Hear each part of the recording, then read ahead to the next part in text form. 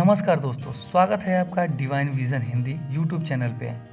दोस्तों, दुनिया में बहुत से प्रकार के बलशाली राजा हुए, लेकिन आज की कहानी एक ऐसे राजा की है कि जिसको एक तेली के घर पे बैल कोल्हू का काम करना पड़ा। तो आइए जानते हैं राजा भोज और गंगू तेली की कहानी के बारे में। दोस्तों, राजा भोज एक न्यायप्रिय राजा थे। उनके दरबार में तमाम प्रकार के प्रखंड विद्वान थे। वो अपनी प्रजा का बहुत ख्याल रखते थे। दोस्तों, प्रजा में राजा भोज का जय घोष था। दोस्तों, वो भेष बदल के रात्रि के समय उनके झोपड़ियों के पास जाते थे। इस प्रकार राजा भोज निर्धनों के दुखों का पता लगा लेते थे। दोस्तों, एक दिन राजा भेष बदल के रात्रि को जब झोपड़ियों के पास घूम रहे थे तो उनके कदम अचानक एक झोपड़ी के पास आके रुक गए। दोस्तों, एक ढिबरी के प्रकाश में एक निर्धन ब्राह्मण अपनी पत्नी से कह रहा था, भाग्यवान, अब मैं यजमानों के घर पे पूजा पाठ करने के योग्य नहीं रहा। अब चलना फिरना भी कठिन है। अब तो रोजी रोटी के लिए राजा भोज के पास ही जाना पड़ेगा। उसकी पत्नी बोली, ठीक है स्वामी, जैसी आपकी इच्छा। राजा भोज बड़े दयालु हैं, वो हमारी सहायता अवश्य करेंगे। काश हमारा भी कोई पुत्र होता जो हमारे बुढ़ापे की लाठी बनता। दूसरे दिन ब्राह्मण राजा भोज के दरबार में पहुंच गया। दोस्तों, और राजा को अभिवादन करके बोला, महाराज, मैं 80 वर्ष का एक निर्धन ब्राह्मण हूँ। बुढ़ापे का सहारा पुत्र होता है, वो है नहीं। अब तो 2 जून रोटी के लाले हैं। अब आपकी मदद चाहता हूँ। राजा ने ब्राह्मण की दीनता का पता रात को ही कर लिया था, इसलिए उन्होंने गरीब ब्राह्मण को 100 रुपये के चांदी और सोने के सिक्के भेंट किए। इतने रुपयों से तो ब्राह्मण का नया घर बन सकता था। ब्राह्मण खुश होकर अपने घर लौट आया, किंतु रात को एक विचित्र घटना घटी। लकड़ी के संदूक में रखे हुए रुपए सुबह गायब थे। न जाने घर में कौन आया। सुबह तक तो घर का दरवाजा बंद था। व्याकुल होकर ब्राह्मण राजा भोज के दरबार में दूसरे दिन फिर उपस्थित हुआ। राजा को रात में हुई घटना के बारे में बताया। राजा ने कोषाध्यक्ष को उस गरीब ब्राह्मण को फिर से 100 चांदी के सिक्के देने के लिए कहा। आज्ञा का पालन हुआ। वो गरीब ब्राह्मण 100 चांदी के सिक्के लेके फिर से अपने घर आ गया। वो आसानी से इन रुपयों में अपना घर बना सकता था, परंतु आश्चर्य, इस रात को भी एक घटना घटी। ब्राह्मण गहरी नींद में सोया था। तभी राजा भोज उसके सम्मुख जा पहुंचे और ब्राह्मण से बोले, ब्राह्मण देवता, राज्य पे घोर संकट आया है। मैंने जो रुपये आपको कल दिए थे वो मुझे वापस दे दीजिए। ब्राह्मण ने खुशी से रुपये वापस कर दिए। सुबह जब ब्राह्मण की नींद खुली तो उसने संदूक देखा तो आज भी संदूक से रुपये गायब थे।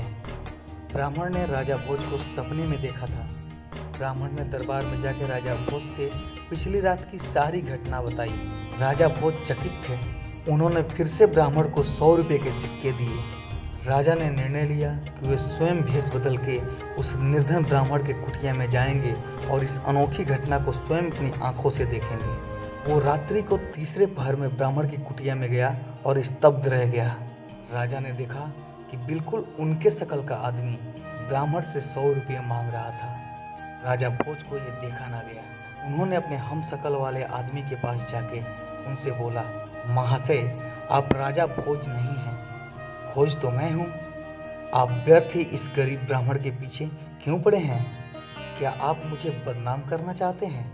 राजा के हमशक्ल ने जवाब दिया, प्रतापी राजा भोज, तुम नहीं जानते ये ब्राह्मण अपने कर्मों का दंड भुगत रहा है। ये रुपया या तो अपने आप गुम हो जाएंगे या इसका बना बनाया मकान ढह जाएगा। इसके भाग्य में रुपये नहीं है, पूर्व जन्म के कृत्यों का फल मिलना ही है। राजा भोज ने कहा, निसंदेह महाराज, इसे कृपया दंड न दें। मैं इसके दंड भुगतने के लिए तैयार हूँ। भोज ने विनम्र होकर विनती की, होनी का दंड सबको मिलता है। मनुष्य कर्मों और भाग्य का गुलाम है। तुम्हें भी होनी का फल चखना पड़ेगा। इस दुनिया में सबको कुदरत से लड़ना पड़ता है। कुदरत ही उसे अच्छा बुरा मौका प्रदान करती है। ये कहकर उनका हमशक्ल विलुप्त हो गया। एक दिन राजा भोज एक बलिष्ठ घोड़े पर सवार होकर घने वन में शिकार करने निकले। साथ में 2 सिपाही थे। सारा दिन आखेट में भटकते भटकते राज्य की सीमा पे पहुंच गए। सैनिक पीछे छूट गए। देखते देखते उस घोड़े ने एक ऊंची पहाड़ी से छलांग लगा दी। राजा भोज घोड़े से गिर पड़े, मुकुट गिरा और लहूलुहान होके भूमि पे गिर गए। जब वे होश में आए तो देखा वे पड़ोसी राजा सिद्धराज के सिपाहियों के कब्जे में हैं। सिपाहियों ने पूछा, तुम कौन हो? भोज की जबान बंद हो गई थी। उन्होंने उन्हें कोई हमलावर शत्रु समझ के मारा पीटा और घायल करके नगर के बाहर सुनसान में फेंक दिया। भाग्य की विडंबना की स्थिति में उसी ग्राम के गंगू तेली ने एक सुनसान में पड़े देखा, उसे उठाकर अपने घर ले गया, उसकी सेवा की, उनके घावों पर दवा लगाया। कुछ प्रहर बाद राजा भोज होश में आए और अपने जीवनदाता को देखा, लेकिन भोज बेजुबान हो चुके थे। भोज की चेहरे का तेज देख के गंगू तेली ने अनुमान लगाया कि ये कोई कुलीन व्यक्ति है जो भाग्य का मारा शत्रुओं के हाथ लग गया। कुछ सप्ताह में भोज स्वस्थ हो गए, किंतु वो जानते थे कि सत्यता जानने पे सिद्धराज उन्हें शत्रु समझकर कैद में डाल दे। अतः गंगू तेली को अपना परिचय नहीं दिया। गंगू तेली ने राजा भोज को कोल्हू पेरने का आदेश दिया, जो भोज ने खुशी से स्वीकार कर लिया। गंगू तेली स्वयं भी भोज के साथ तेल पेरने का काम करने लगे, किंतु हीरा तो कोयले के बीच भी चमकता है। लेकिन भोज के सुडौल शरीर को देख के, उनकी सुंदरता को देख के गंगू तेली ने अनुमान लगाया कि उसका ये दास कोई साधारण व्यक्ति नहीं है। दास भोज को अपने रक्षक का ऋण चुकाना था। अतः पूर्ण स्वस्थ होने पर भी उन्होंने अपना भेद गंगू तेली को नहीं बताया। एक दिन स्वभाववश जब भोज कोई गीत गुनगुना रहे थे तो वहाँ तेल के लिए आए कई ग्रामजनों ने भोज के मधुर कंठ को सुना। फिर तो जब ये दास गीत गाता रहता था तो सभी लोग मिल के गंगू तेली के साथ इसके गीत का आनंद लेते। उस देश का राजा भी संगीत प्रेमी था। उसकी बेटी राजकुमारी वसुंधरा भी संगीत की शिक्षा ले रही थी। दरबार में संगीत की महफिलें होती रहती थी और गायकों नृतकों को पर्याप्त मात्रा में इनाम मिलते थे। एक दिन वही बात हुई। दरबार में संगीत प्रतियोगिता थी। सबसे अच्छे गायक को दरबार में संगीत रत्न का पद मिलना था। गंगू तेली ने अपने दास को बहुत कठिनता से संगीत प्रतियोगिता के लिए मनाया। नियत समय पे भोज अपने स्वामी गंगू तेली के साथ दरबार पहुँचे। भोज बेशक साधारण वस्त्रों में थे, किंतु उनके चेहरे से तेज टपक रहा था। दरबार में संगीत प्रारंभ हुआ। बड़े बड़े नामी गायकों और वादकों ने अपना संगीत प्रस्तुत किया। दरबार में चारों ओर हर्ष और उल्लास की उमंग थी, लेकिन राजकुमारी वसुंधरा अभी भी किसी श्रेष्ठ गायक की तलाश में थी। और अंत में पिछले कोने में बैठे गंगू तेली ने राजा भोज को संगीत के लिए इशारा किया। राजा भोज एकदम सादे और सफ़ेद वस्त्र में थे, एकदम खड़े हुए और सभा को चारों ओर हाथ जोड़ के अभिवादन करते हुए मंच की ओर चले। भोज ने गंगू तेली के अनुचर के रूप में अपना परिचय देकर वीणा उठाया और गायन शुरू किया। राजा के वीणा पे हाथ रखते ही राजा उनके दरबारी और संगीतकारों को जैसे सांप सूंघ गया। दरबार में मानो जैसे अमृत वर्षा हो रही थी। राजकुमारी वसुंधरा हर्ष से चिल्ला उठी, महान गायक, महान श्रेष्ठ गायक। दरबार में पहली बार राजकुमारी का इस तरह चिल्लाना राजा और दरबारियों को अजीब लगा। राजकुमारी पे जैसे संगीत का जादू छा गया था। फिर से खड़ी होकर चिल्लाई, यही है मेरा गायक, यही है मेरा गायक, संगीत रत्न। सभा में सन्नाटा छा गया। राजा ने ऐसा कभी नहीं सोचा था। ऐसी संगीत सभा में राजकुमारी किसी साधारण व्यक्ति को अपना मान के चुन लेगी। अपने गायक का अर्थ था जीवन साथी।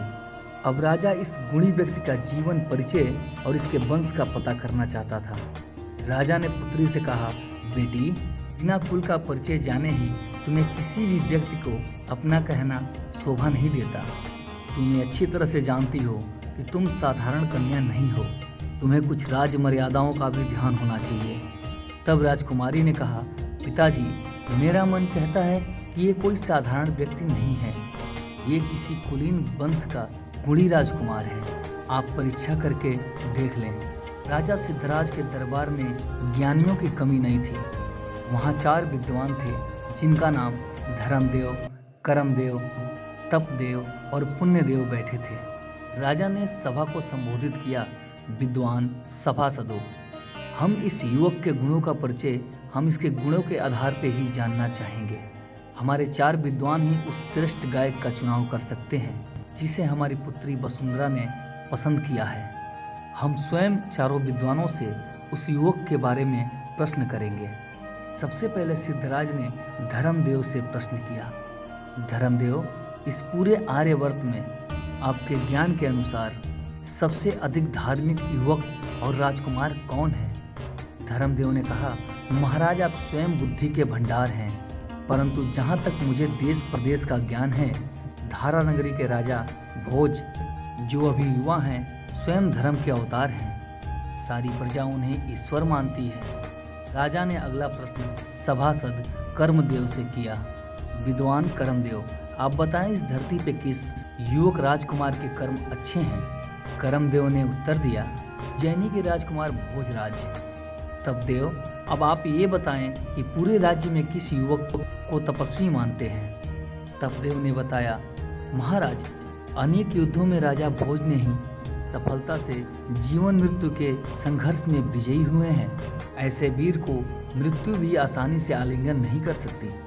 अंत में सिद्धराज ने पुण्यदेव से प्रश्न किया, वो कौन पुण्य आत्मा युवक है जो हमारी सभा में आके हमारी राजकुमारी के साथ पाणी ग्रहण की कामना कर सकता है? उन्होंने कहा, महाराज, ऐसी पुण्यात्मा धारा नगरी के राजा भोज ही हैं। भरत वंश में उनके पुण्य और किस्से कहानियां प्रचलित हैं। राजा ने युवक से पूछा, युवक, तुम अच्छे कलाकार अवश्य हो, परंतु हमारे सभासदों का निर्णय सुन लिया होगा। हमारी बेटी ने अचानक के दरबार में ये अभद्रता कैसे कर डाली? हमारी बेटी केवल राजकुमार भोज के अनुकूल ही है, क्योंकि राजा भोज में ही हमारे विद्वानों के अनुसार सभी गुण हैं। युवक ने राजा की बात काटते हुए कहा, नहीं महाराज, मेरे अपराध क्षमा करें। भोज के गुणों से भी कोई शक्ति है जो महान व्यक्तियों को भी बस में रखती है। सिद्धराज चिल्लाए, तुम हमारे विद्वानों का अपमान कर रहे हो। क्या धर्म, कर्म, पुण्य और तप से भी बड़ी कोई शक्ति है? युवक, तुम नहीं जानते कि हमारे विद्वानों का अनादर करने का दंड क्या है? महाराज, दंड तो बुरे कर्म करने से मिलता है, सत्य बोलने पर तो इनाम मिलना चाहिए। युवक की बात सुनकर वहाँ पे जितने लोग बैठे थे सब ठहाके मार के हंसने लगे। राजा ने पूछा, क्या मतलब इसका? कैसा इनाम युवक? महाराज, धर्म, कर्म, तप और पुण्य से भी बड़ी शक्ति है होने की या भाग्य की। वो राजा जो इन सभी गुणों के साथ दर बदर की ठोकर खा रहा है, पर होनी बड़ी प्रबल है, होनी को कोई नहीं टाल सकता। तब राजा ने पूछा कि तो क्या तुम ही राजकुमार भोज हो? हाँ महाराज, मैं ही राजा भोज हूँ। ये सब होनी का खेल है जो आज मैं आपके बीच में हूँ। राजा भोज ने ब्राह्मण और शिकार का सारा वृतांत कह सुनाया। भोज ने कहा, महाराज, आपके सैनिकों ने तो मुझे मार के फेंक दिया था। ये तो भला हो मेरे रक्षक गंगू तेली का, जिसने मेरी जान बचाई, पर मैंने इसे भी अपना परिचय न देकर इनकी दास्ता स्वीकार की। सारे सभा में हर्ष की लहर दौड़ गई। सभा ने राजा भोज का जय घोष किया। राजकुमारी वसुंधरा राजा भोज के गले में माला डाली और राजकुमारी का विवाह राजा भोज के साथ विधिवत हुआ। अब होनी भोज पे प्रसन्न थी। भाग्य का विधान कि राजा भोज वसुंधरा के साथ धारा नगरी लौट आए। प्रत्येक की जुबान पे यही बात थी कि कहाँ राजा भोज, कहाँ गंगू तेली।